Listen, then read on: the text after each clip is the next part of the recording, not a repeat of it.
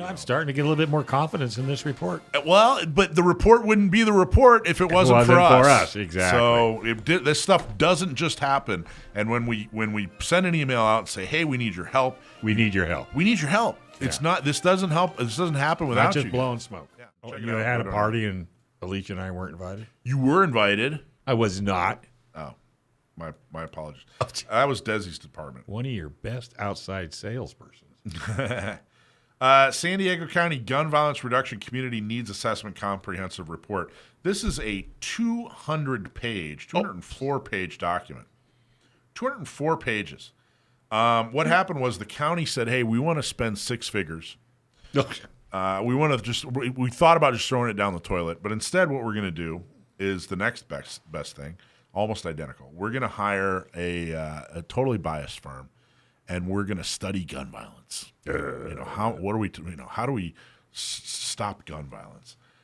So they did a number of things, and the table of contents is 2 pages long. This thing is 3 pages long. So that's why you brought your computer in. That's why I brought the computer. I spent the weekend reading this thing, and I got to tell you, we showed up in mass at their listening sessions. We flooded their email with comments. We were very vocal. We sent feedback to them. We talked to. We did all kinds of things. We were very, very effective, and all in all, it's not a horrible document. I was expecting a horrible document. It's not a great document. It's not even a good document, but it's not horrible. But part of the reason it's not horrible is because of everything that we did. You did a good job. But for Gun Owners Radio and San Diego County gun owners, this probably would be a horrible document.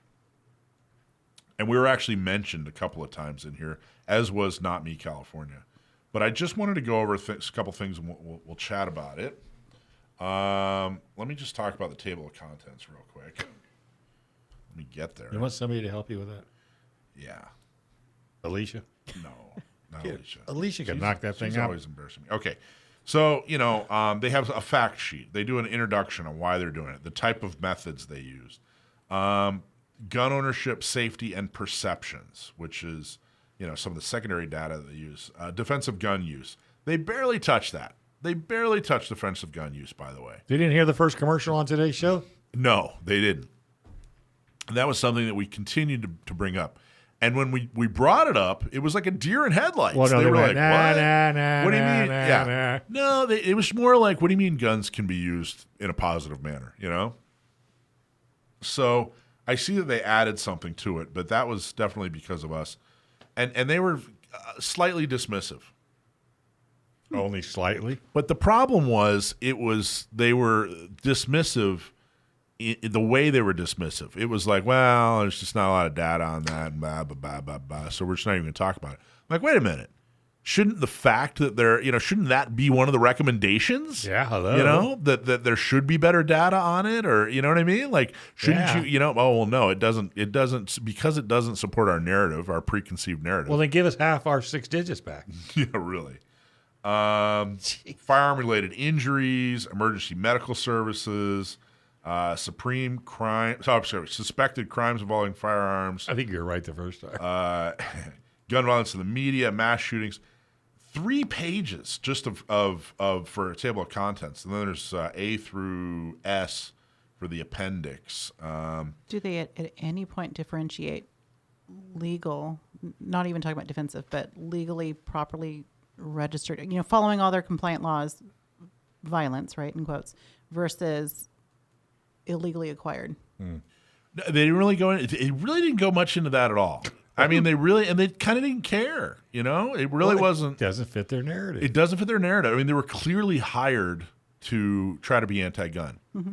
But again, I want to emphasize that because of us, they weren't able really. I was going to say, did they succeed? We succeeded in making this document not horrible. But let me tell you about some of the things that they did find out. Deaths, injuries, suspected crimes. Okay, 7 in 10. So 7 in 10, about 70% of firearms-related deaths in San Diego County are suicides. 70%.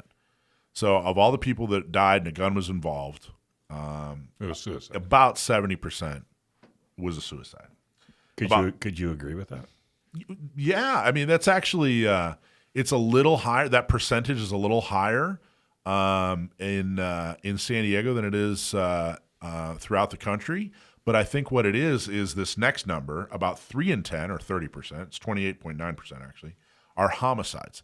And I think what it is that we don't have a high suicide rate. We have a low homicide rate. Right. Now, what's the difference? You guys know what's the difference between a homicide and a murder? All murders are homicides, but not all homicides are murders.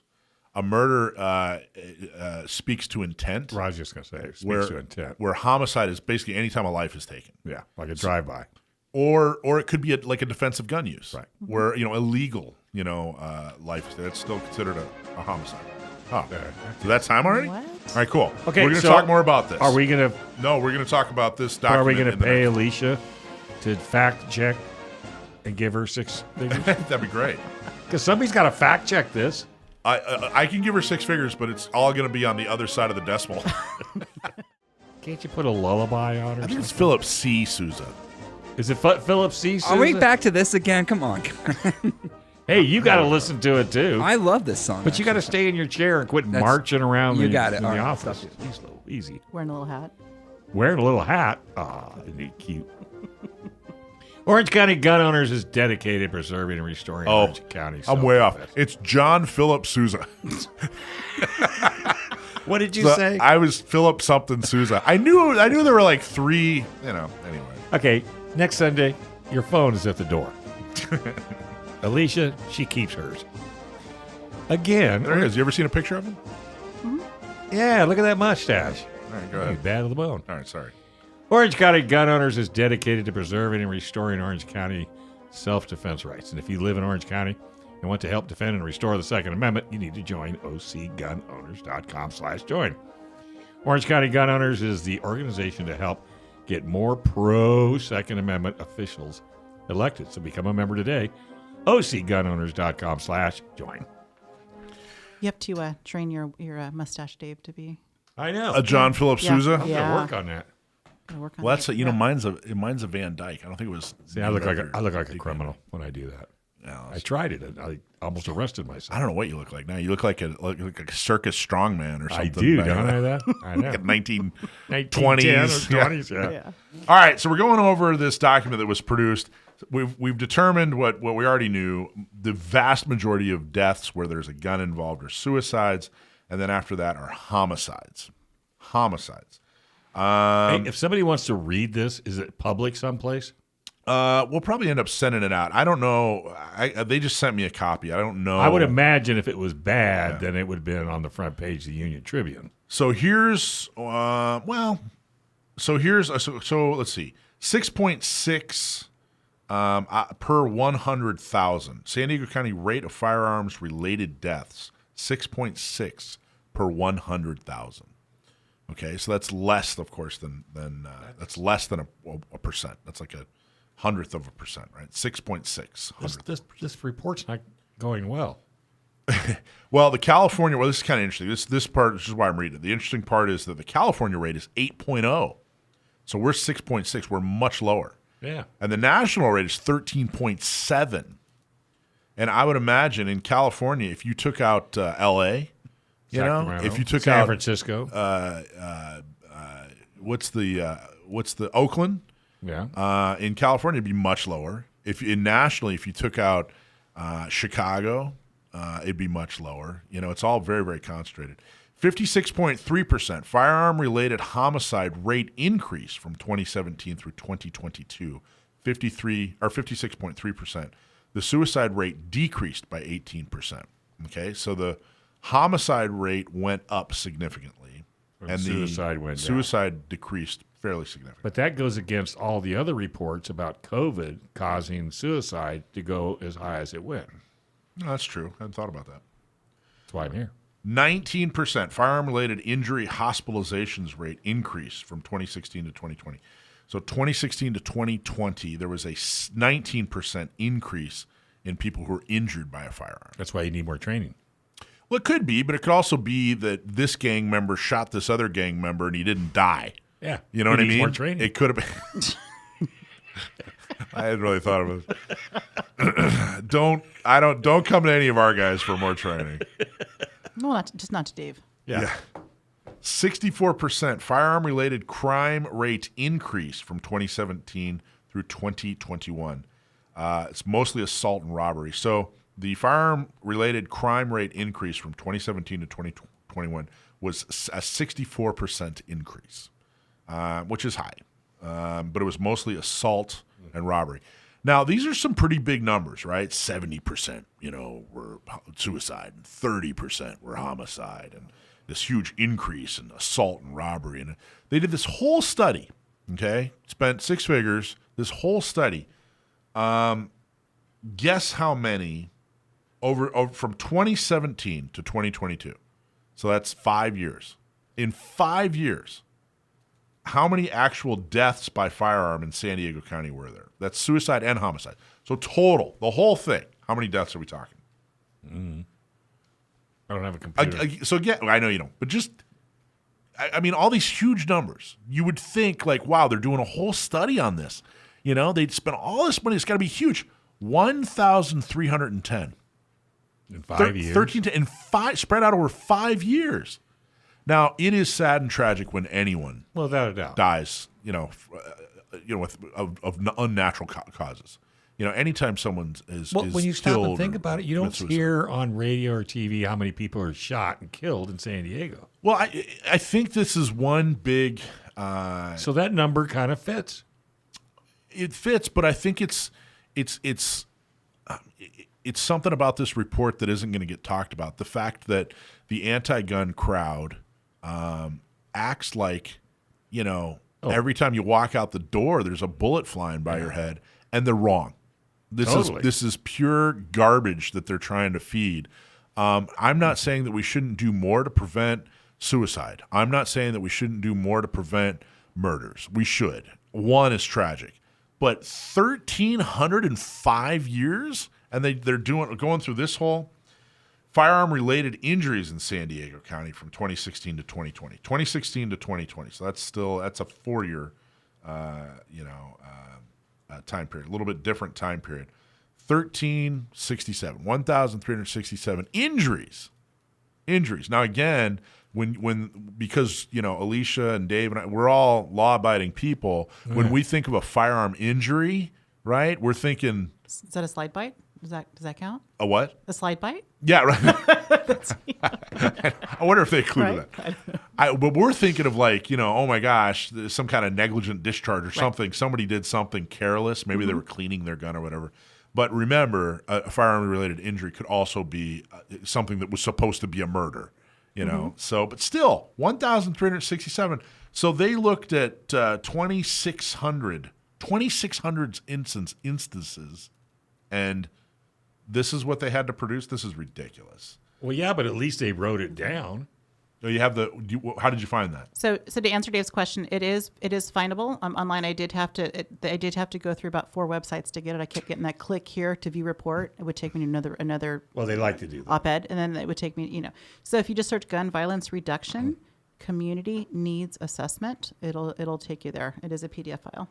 Now here's some information that's a little meatier, maybe even uncomfortable for some folks.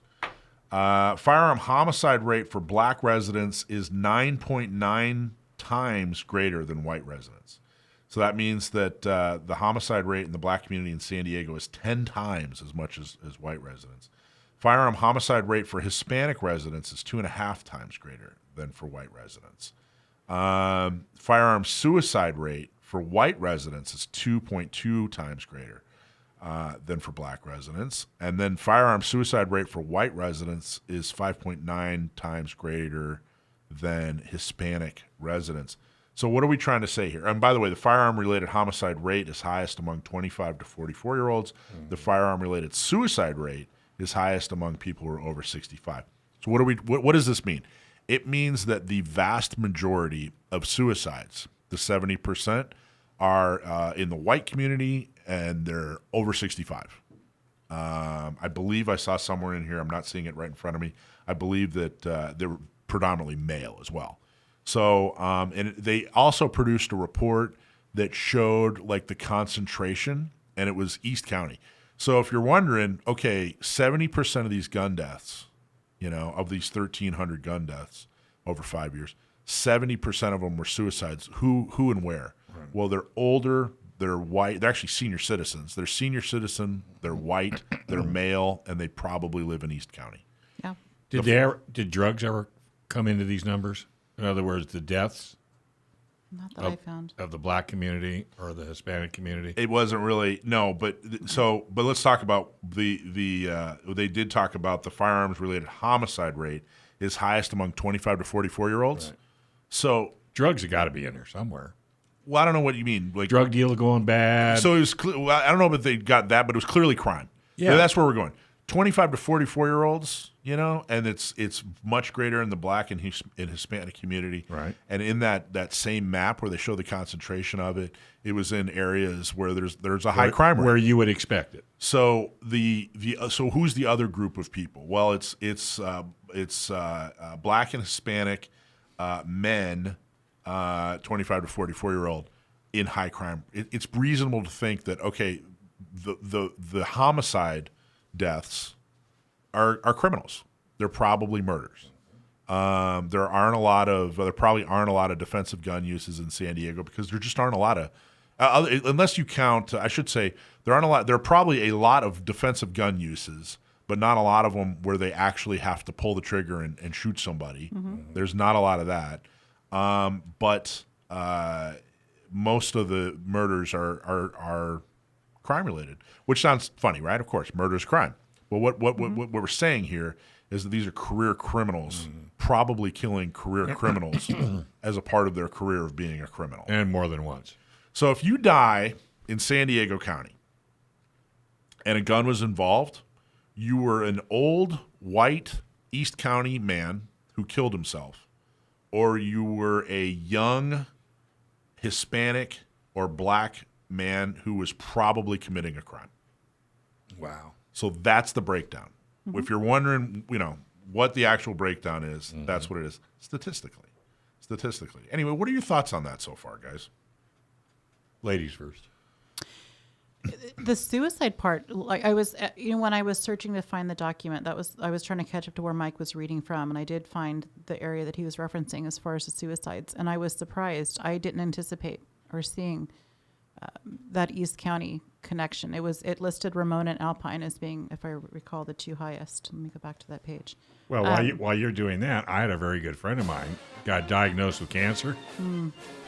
Came home, pulled out his gun, went in the backyard and shot himself.